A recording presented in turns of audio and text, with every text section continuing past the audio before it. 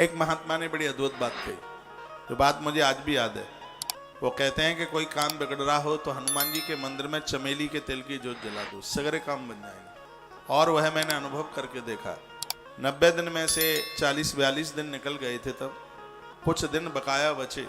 उन दिनों में मैंने बजरंगबली हनुमंत लाल जी के चरणों में सुबह शाम दोनों समय चमेली के तेल की जोत जलाई। वृंदावन का आयोजन इतना संपन्न हुआ और मैं यह बोल करके आया था, हनुमान जी को कहा था, आप मेरी पूजा पाठ से आप प्रसन्न हैं तो आज का दिन तब आवे जब मुझे तुम्हें यहाँ एक कथा सुनाने का सौभाग्य प्राप्त हो जावे। यह बोल के आया। वृंदावन में तो अद्भुत ऐसा कार्यक्रम हुआ। 1108 ब्राह्मण बैठने थे, लेकिन उनकी संख्या 1300 से भी ज्यादा रही होगी।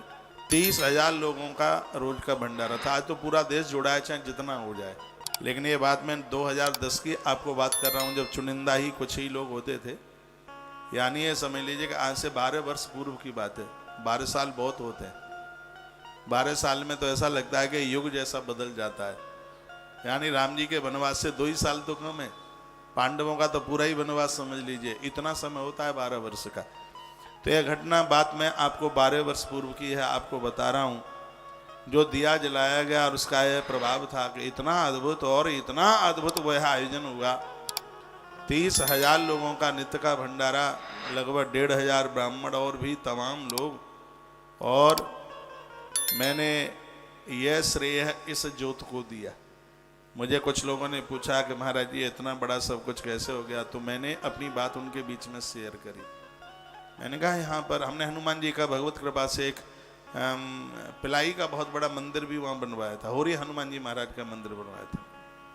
मैंने कहा यह इनकी कृपा से हो गया। ये बात मैं इसलिए कह रहा हूँ, आप रोज ना कर पाए, हर मंगल और शनिवार को चमेली के तेल की जोत हनुमान जी के सामने जलाइए। तांत्रिक नहीं है, सात्विक है, वेदोक्त है। ये शनिवार के दिन पीपल के पत्तों की माला हनुमान जी को, मंगलवार के दिन तुलसी के पत्तों की माला हनुमान जी को आप पहनाइए और आप देखिए क्या से क्या हो जाएंगे।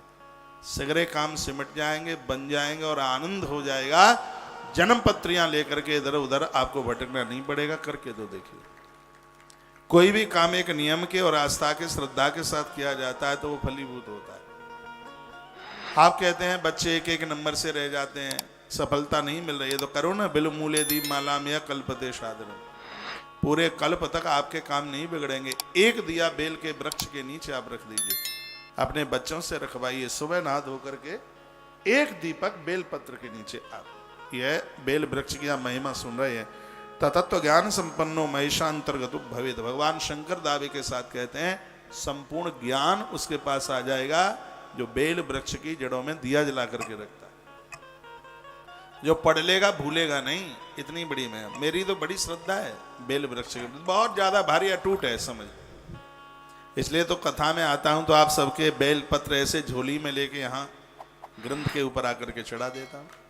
कोटि कन्या महादानम एक बिल स्वार्पणम। करोड़ करोड़ बेटियों के कन्यादान का फल एक बेल के पत्र के चढ़ाने से